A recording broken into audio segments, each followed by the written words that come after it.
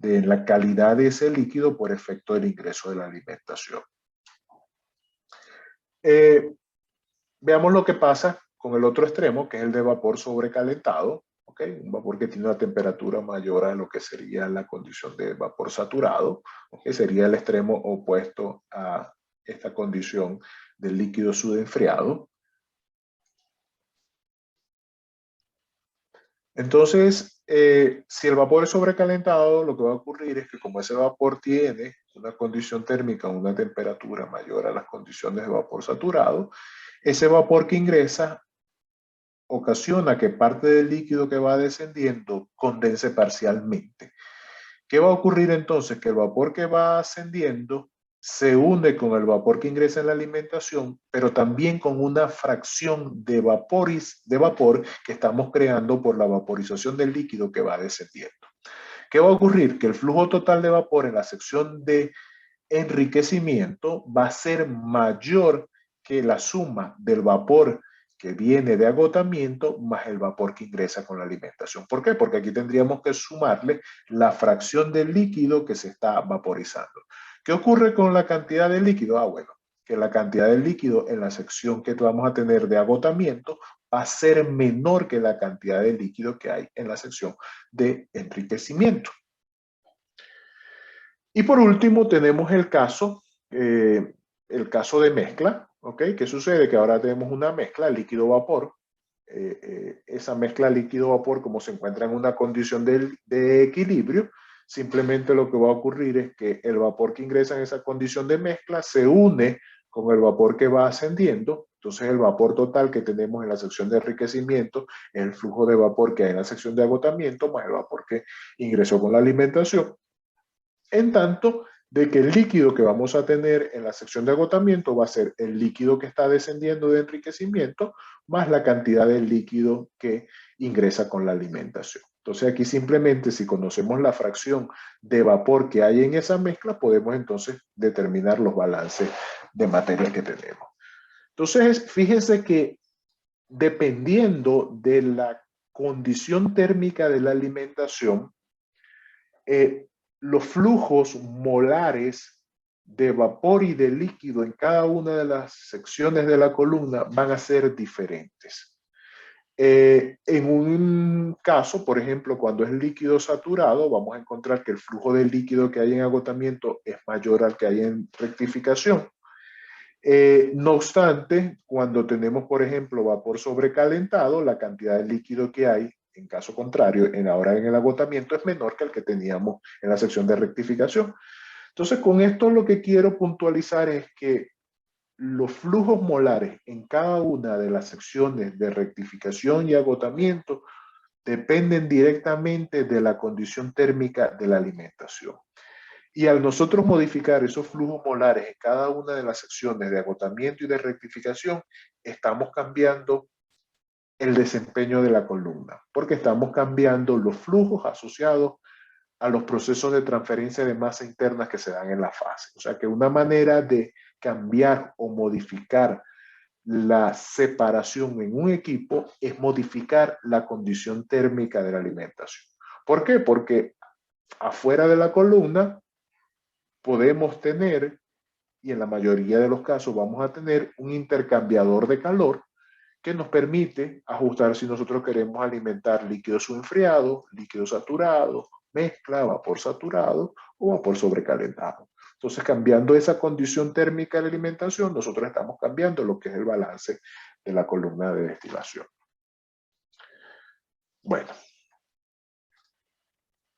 esto se va a traducir entonces en un balance de materiales. Aquí tenemos la etapa de la alimentación. Esta es la etapa de la alimentación. Entonces aquí tenemos un caso general. Ingresa una alimentación F, supongamos que está en una condición de mezcla, pero ya hemos visto que puede tener cualquier condición. La única diferencia es que si estamos ingresando como vapor saturado, esta corriente no existe. Si estamos ingresando como líquido saturado, entonces esta corriente no existe.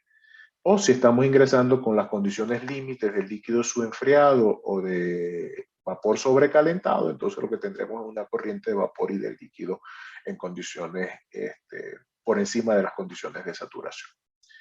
Pero en términos generales, este es el balance de materiales, ¿ok? Un líquido que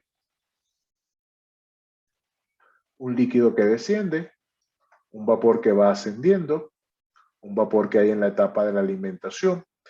Y cuando nosotros tomamos este volumen de control y realizamos un balance global y un balance de componentes, llegamos a esta ecuación que está acá.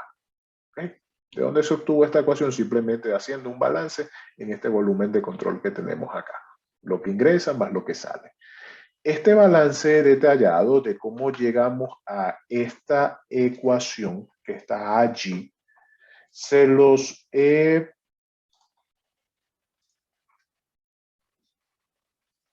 desarrollado y se los comparto en un material que es este que está acá, notas de clase de la línea de alimentación.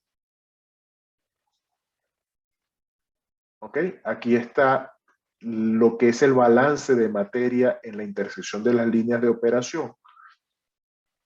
Cómo se llega a la ecuación, el balance planteado en detalle, el balance también en términos de energía para esa etapa de la alimentación, para lograr lo que es la definición del punto Q y lo que son las intersecciones. Y luego el análisis de cada una de las condiciones térmicas, cómo nos lleva a esas condiciones que están allí. Entonces, esta diapositiva que estamos discutiendo allí, aquí hay un documento entonces que les comparto, que son las notas de clase con respecto a esa intersección, a lo que es la definición de la línea de alimentación y lo que es la intersección. Entonces no dejen de revisar ese documento para completar esta discusión que estamos teniendo y tener una mejor comprensión de dónde salen esas ecuaciones que tenemos allí. ¿Ok? Bueno. El caso es que de ese balance de materia y energía en este volumen de control llegamos a esta ecuación que está acá. Esta es la ecuación de la alimentación. Esa ecuación de la alimentación se define en términos de un parámetro Q. En términos másicos o molares, por decirlo así, del balance de materiales, ese parámetro Q lo que viene a ser es la cantidad de líquido que hay en la corriente de alimentación con respecto al flujo total. En la siguiente diapositiva veremos que ese Q también tiene otra definición en términos energéticos de lo que representa el Q como tal.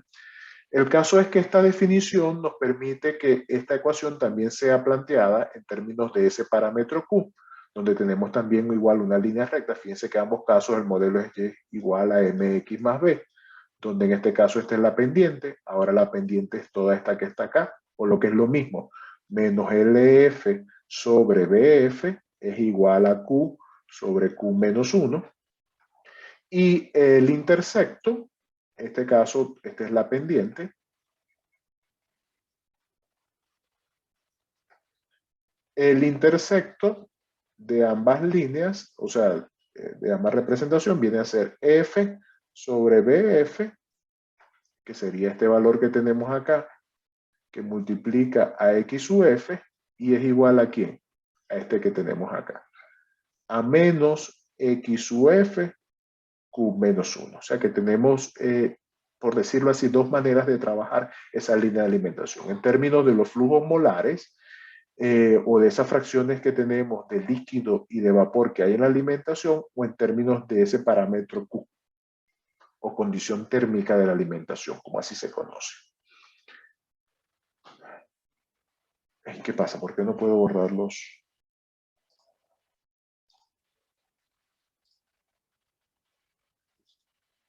Listo. ¿Qué ocurre entonces?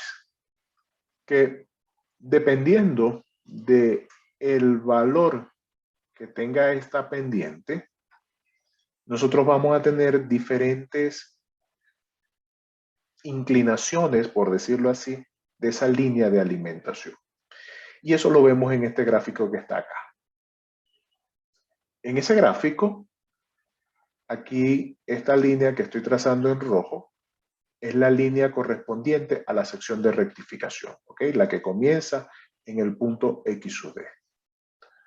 Luego vamos a encontrar lo que es la línea correspondiente a la sección de la alimentación, que comienza aquí en X u F.